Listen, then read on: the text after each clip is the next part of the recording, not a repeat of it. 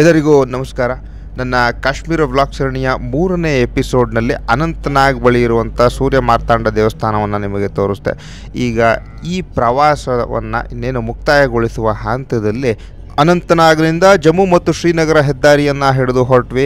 ಮಾರ್ಗ ಮಧ್ಯದಲ್ಲಿ ಹೀಗೆ ವಿಲ್ಲೋ ಮರದ ತುಂಡುಗಳನ್ನು ಒಣಗಿಸಿಟ್ಟಿರುವಂಥ 10 ಜಾಗಗಳು ನಮ್ಮ ಕಣ್ಣಿಗೆ ಬಿದ್ದವು. ಹೌದು, ಇವು ಕ್ರಿಕೆಟ್ ಬ್ಯಾಟ್ ತಯಾರಿಸುವಂತಹ ಘಟಕಗಳು.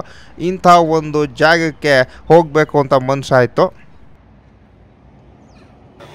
ನಮ್ಮಲ್ಲಿಯಂತೆ ಜಮ್ಮು ಮತ್ತು ಕಾಶ್ಮೀರದಲ್ಲೂ ಕ್ರಿಕೆಟು ಬಹಳ ಜನಪ್ರಿಯವಾದ ಕ್ರೀಡೆ. ಟೆನ್ನಿಸ್ ಬಾಲ್ ಕ್ರಿಕೆಟು ಅಥವಾ ಸಾಫ್ಟ್ ಬಾಲ್ ಕ್ರಿಕೆಟನ್ನು ತುಂಬಾ ಆಡ್ತಾರೆ. ಅವಕ್ಕೆ ಅಂತಲೇ ಉತ್ಪಾದಿಸುವಂಥ ಬ್ಯಾಟ್ಗಳನ್ನೇ ಹೆಚ್ಚಾಗಿ ಅವರು ತಯಾರಿಸ್ತಾಯಿದ್ರು.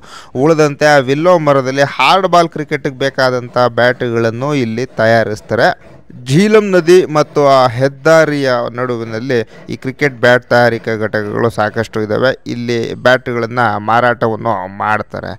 ನಮ್ಮಲ್ಲಿ ಕ್ರಿಕೆಟಿಂಗ್ ಗೂಡ್ಸ್ನ ತುಂಬ ದೊಡ್ಡ ಬ್ರ್ಯಾಂಡ್ಗಳಾದ SS, SG, BDMನಂಥ ಕಂಪನಿಗಳ ಪ್ರೊಡಕ್ಷನ್ ಯೂನಿಟ್ಟು ದೂರದ ಉತ್ತರ ಪ್ರದೇಶದ ಮೀರತ್ನಲ್ಲಿದ್ದಾವೆ. ಅವು ತಮಗೆ ಬೇಕಾದ ಕಾಶ್ಮೀರ್ ವಿಲ್ಲೋವನ್ನು ಈ ಪ್ರದೇಶದಿಂದಲೇ ತರಿಸ್ಕೊತವೆ. ಆದರೆ ಅವರ ಯಾವ ಕಂಪನಿಯ ಬ್ಯಾಟುಗಳನ್ನು ಕೂಡ ಇಲ್ಲಿ ಉತ್ಪಾದನೆ ಮಾಡೋದಿಲ್ಲ. ಕೆಲವೊಂದು ಅಂಗಡಿಗಳಲ್ಲಿ ಆ ಕಂಪನಿಯ ಬ್ಯಾಟ್ಗಳನ್ನು ತಂದು ಇಲ್ಲಿ ಮಾರೋದಕ್ಕೆ ಇಟ್ಟಿರ್ತಾರೆ. ಇನ್ನು ಕೆಲವರು ಕತೆನೂ ಕಟ್ತಾರೆ, ನಾವು ಆ ಕಂಪನಿಗಳಿಗೆ ಇಲ್ಲಿಂದನೇ ಬ್ಯಾಟ್ ಉತ್ಪಾದನೆ ಮಾಡಿಕೊಡೋದು, ಇಲ್ಲಿಂದನೇ ಅವ್ರು ತಗೊಂಡು ದೇಶಾದ್ಯಂತ ಮಾರ್ಕೆಟಿಂಗ್ ಮಾಡ್ತಾರೆ ಅಂತ. ಅದೆಲ್ಲ ಸುಳ್ಳು, ಅವೆಲ್ಲ ನಂಬಬೇಡಿ. ಕೆಲವೊಮ್ಮೆ ಈ ದೊಡ್ಡ ದೊಡ್ಡ ಬ್ರ್ಯಾಂಡ್ಗಳ ಸ್ಟಿಕ್ಕರ್ಗಳನ್ನು ಅಂಟಿಸ್ಬಿಟ್ಟು ಆ ಕಂಪನಿಯ ಒರಿಜಿನಲ್ ಬ್ಯಾಟ್ಗಳೇ ಅಂತ ಮಾರಾಟ ಮಾಡುವಂಥದ್ದು ಇಲ್ಲಿ ಆಗುತ್ತೆ. ಆದರೆ ಈ ಉದ್ಯಮವನ್ನೇ ನಂಬಿಕೊಂಡು ನೂರಾರು ಜನರ ಜೀವನ ಸಾಗುತ್ತೆ. ಹಾಗಾಗಿ ಕಾಶ್ಮೀರ ಕಣಿವೆಗೆ ಬಂದಿದ್ದರ ನೆನಪಿಗೆ ಇಂಥ ಯಾವುದಾದ್ರೂ ಒಂದು ಘಟಕಕ್ಕೆ ಹೋದಾಗ ಸಾಫ್ಟ್ ಬಾಲ್ ಕ್ರಿಕೆಟ್ ಆಡುವಂಥ ಬ್ಯಾಟ್ಗಳು ಇಲ್ಲ ಹಾರ್ಡ್ ಬಾಲ್ನ ಬ್ಯಾಟ್ಗಳೇ ಆದರೂ ಅವ್ರು ಎಲ್ಲಿ ನಮಗೆ ಸುಳ್ಳನ್ನು ಹೇಳಲ್ವೋ ಅಂಥ ಕಡೆ ಗುಣಮಟ್ಟ ಚೆನ್ನಾಗಿದೆ ಅಂತ ನಮ್ಮ ಅನುಭವದ ಆಧಾರದ ಮೇಲೆ ನೋಡಿ ಬೇಕಿದ್ರೆ ತೊಗೊಂಡೋಗ್ಬೋದು. ಹೀಗೊಂದು ಅಲ್ಪ ವಿರಾಮದ ಬಳಿಕ ಶ್ರೀನಗರದತ್ತ ನಮ್ಮ ಪ್ರಯಾಣ ಮುಂದುವರಿತಾ ಇತ್ತು. ಹಾಗೆ ಹೆದ್ದಾರಿಯ ಇಕ್ಕೆಲೆಗಳಲ್ಲಿ ಒಂದು ಕಡೆ ಕೇಸರಿ ಬೆಳೆಯುವಂಥ ಹೊಲಗಳು, ಮತ್ತೊಂದು ಕಡೆ ಎತ್ತರೆತ್ತರವಾದ ಪರ್ವತಗಳನ್ನು ನೋಡ್ತಾ ಹೋದ್ವಿ. ಅವಾಂತಿಪೋರವನ್ನು ದಾಟಿ ಲೇತ್ಪೋರಾಗೆ ಬಂದ್ವಿ. ಹೌದು, ನಿಮ್ಮ ಊಹೆ ಕರೆಕ್ಟಾಗಿದೆ. ಇದೇ ಜಾಗದಲ್ಲಿ ಫೆಬ್ರವರಿ 14, 2019 ಆ ಮಾರಣಾಂತಿಕ ಭಯೋತ್ಪಾದಕ ದಾಳಿ ನಮ್ಮ ಭದ್ರತಾ ಪಡೆಗಳನ್ನು ಗುರಿಯಾಗಿಸಿ ನಡೆದದ್ದು. ಜಮ್ಮು ಶ್ರೀನಗರ ಹೆದ್ದಾರಿಯಲ್ಲಿ ಲೇತ್ಪುರ ಅನ್ನುವಂಥ ಜಾಗದಲ್ಲಿ ಇನ್ನು ಸ್ವಲ್ಪ ಅಪ್ಪಿದೆಯಲ್ಲ, ಇಲ್ಲಿ ಇದೇ ಲೈಟ್ ಕಂಬ ಇದೆಯಲ್ಲ, ಈ ಲೈಟ್ ಕಂಬ ಅಲ್ಲಿ ಆರೋ ಮಾರ್ಕ್ ಇದೆಯಲ್ಲ, ಎಕ್ಸಾಕ್ಟ್ಲಿ ಇದೇ ಸ್ಪಾಟ್ನಲ್ಲೇ ಅಟ್ಯಾಕ್ ಆಗಿದ್ದು. ಜಮ್ಮುವಿನಿಂದ ಶ್ರೀನಗರಕ್ಕೆ ಅವತ್ತೊಂದು ದಿನ ಬೆಳಗಿನ ಜಾವ 3:30ಗೆ ಹೊರಟಿದ್ದಂಥ CRPFನ 76 ಬಸ್ಸುಗಳ ಪೈಕಿ ಒಂದನ್ನು ಗುರಿಯಾಗಿಸಿದ ಜೈಷ್ ಎ ಮೊಹಮ್ಮದ್ ಮತ್ತು ಲಷ್ಕರ್ ಎ ತೊಯ್ಬಾ ಎಂಬ ಭಯೋತ್ಪಾದಕ ಸಂಘಟನೆಗಳಿಂದ ಪ್ರೇರೇಪಿತನಾಗಿದ್ದ ಆದಿಲ್ ಅಹಮದ್ ದಾರ್ ಅನ್ನುವಂಥ ಆತ್ಮಹತ್ಯೆ ಬಾಂಬರ್ ಇದೇ ಜಾಗದಲ್ಲಿ ಆ ಬಸ್ಸಿಗೆ ಡಿಕ್ಕಿ ಹೊಡಿತಾನೆ. ಅದರ ಪರಿಣಾಮ ಬಸ್ಸು ಹಲವಾರು ಅಡಿಗಳಷ್ಟು ಎತ್ತರಕ್ಕೆ ಗಾಳಿಯಲ್ಲಿ ಹಾರಿ ಪಕ್ಕದ ಕಂದಕಕ್ಕೆ ಬೀಳುತ್ತೆ.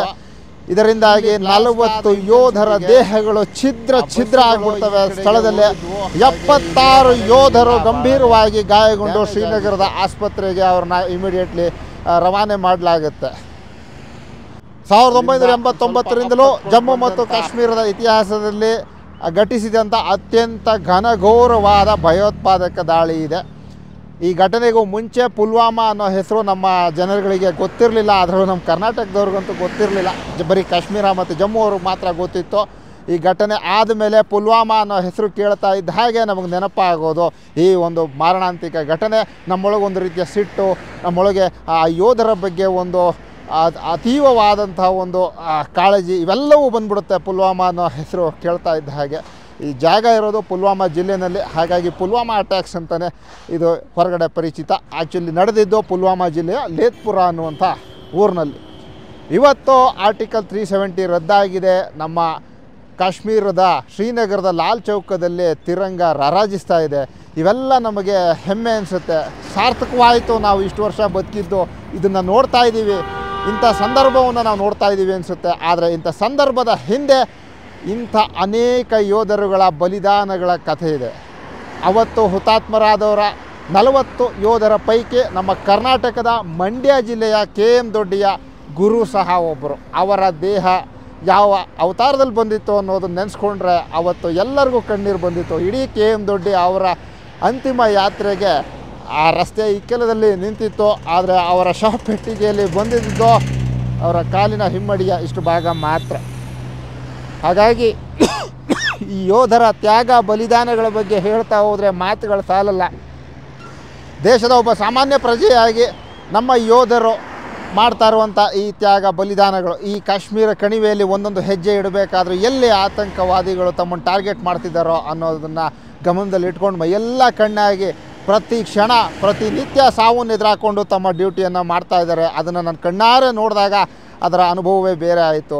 ದೇಶದ ಒಬ್ಬ ಸತ್ಪ್ರಜೆಯಾಗಿ ದೇಶದೆಡೆಗೆ ಸಮಾಜದೆಡೆಗೆ ಜವಾಬ್ದಾರಿಯುತವಾಗಿ ನಡೆದುಕೊಳ್ಳೋದ್ರಿಂದ ಈ ಯೋಧರ ಈ ಪ್ರಾಣ ತ್ಯಾಗಗಳಿಗೆ ಒಂದು ಸಾರ್ಥಕತೆಯನ್ನು ಕೊಡೋ ಪ್ರಯತ್ನವನ್ನು ಪ್ರಾಮಾಣಿಕವಾಗಿ ಮಾಡ್ಬೋದು. ಅಷ್ಟೇ ಅಲ್ಲ, ನಮಗೆ ಅನ್ನ ನೀಡೋದಕ್ಕೆ ಶ್ರಮಿಸ್ತಿರುವ ರೈತನಿಗೂ ಕೂಡ ನಾವು ಗೌರವ ಸಲ್ಲಿಸೋ ರೀತಿ ಹೇಗೆ ಅಂದರೆ ಒಬ್ಬ ಜವಾಬ್ದಾರಿಯುತ ಸತ್ಪ್ರಜೆಯಾಗಿ ಬಾಳುವ ಮೂಲಕ. ಜೈ ಹಿಂದ್, ಜೈ ಜವಾನ್.